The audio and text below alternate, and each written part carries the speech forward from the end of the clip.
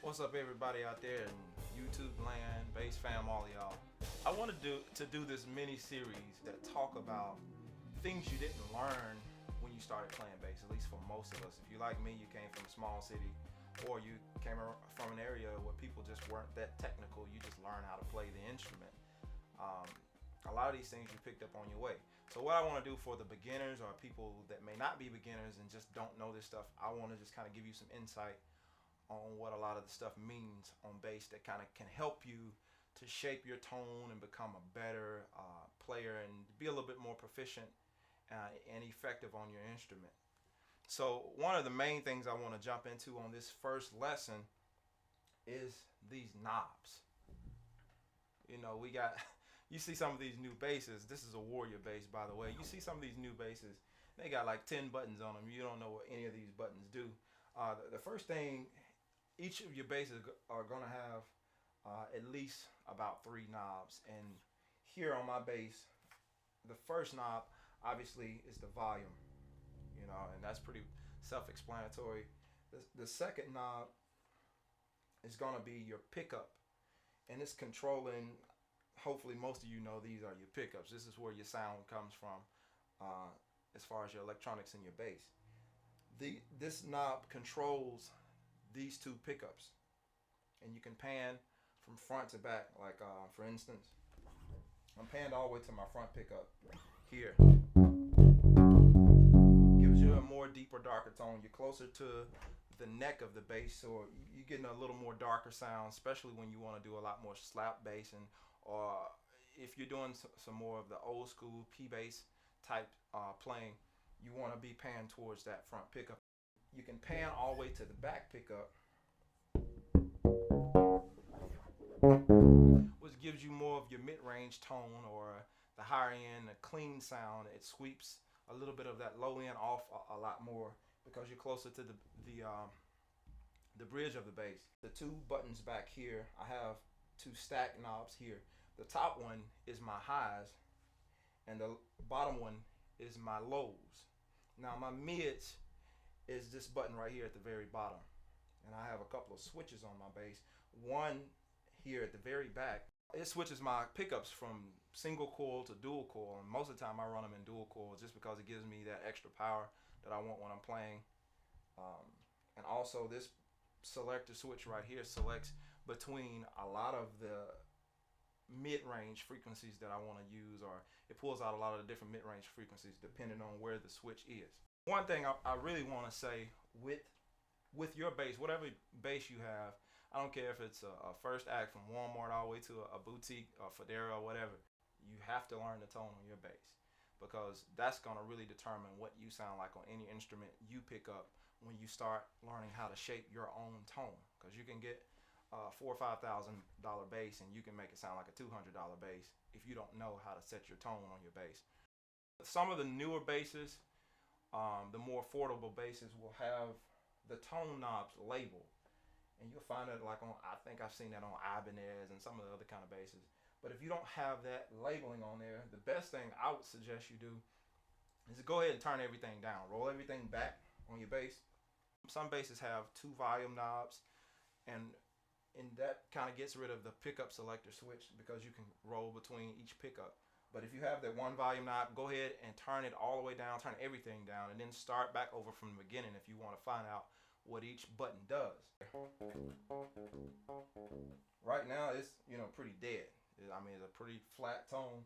So I'm going to go ahead and roll my pickup switch to the middle.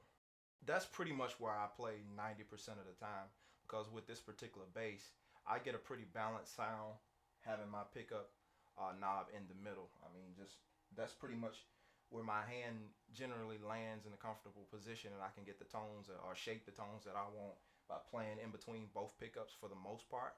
If I'm doing solo stuff that's more melodic, generally I'll get closer to the back pickup, closer to the bridge of the bass, and I'm able to control my tone a little better with my hands in the right hand positioning. And that's something I'm going to talk about in the next lesson. So we're going to go ahead and roll up the 2 back tone knobs, which are the bass and the treble. and I'm gonna let you hear the difference as I roll. I'm rolling up the bass right now.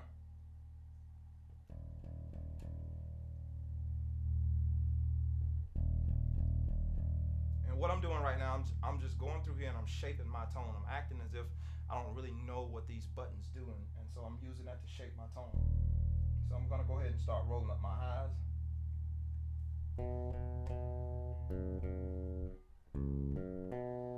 And a good way to check your highs is, just do a little slap or a little peck.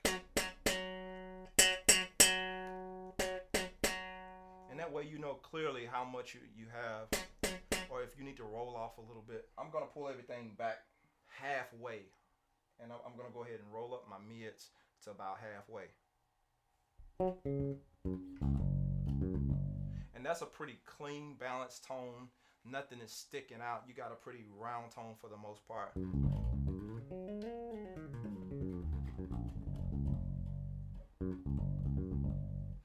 So once you get to that point and you've set your bass at a pretty standard round tone, that's kind of what you're gonna find when you go to most music stores. That's what we call setting it flat. Everything is at the same level.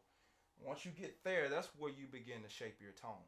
If you decide, well, okay, I got either too many highs or not enough highs, and I want to add a little more highs, just say if you're a slap player, from this point, this is when you start really shaping and figuring out, okay, how much highs is too much? Is it cutting through too much? Am I almost peaking in the mix when you listen back to it? Another good thing to do, just a rule of thumb, is to find you some type of way to start recording yourself so you can actually hear what you're sounding like when you're setting the tones on your bass, because that's really the best way. You could sit here and listen right next to your amp, but to get a real true sound, figure out some type of way to actually record your sound where you can come back and listen to it.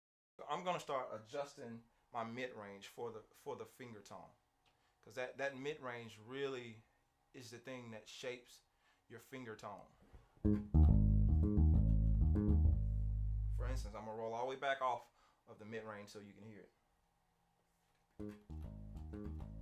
It's there and it's present, and there's a lot of technical stuff that goes into why it's there and why it's present, because every bass sounds different. But if your bass is not giving you enough finger tone, or when you're playing and it's real muddy, we call it like a smiley face type sound. That means you probably have your lows way up and you got your highs up, and then your mid is kind of low, and it's creating this smiley face effect. So what you want to do is go ahead and boost your mids a little bit. So this is me boosting them to halfway.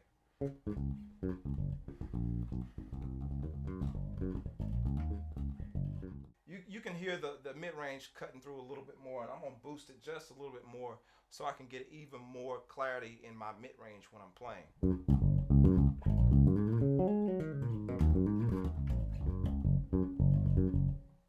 The way I like to play when I shape my tone, if we're playing a song that I know I'm not going to be doing a lot of slapping on, generally I roll back to about halfway on my highs. And that's because I just don't like the clicky, I don't know, lack of better words, clicky or clingy sound of the mid-range. I'm not the mid, but the highs when they're turned all the way up.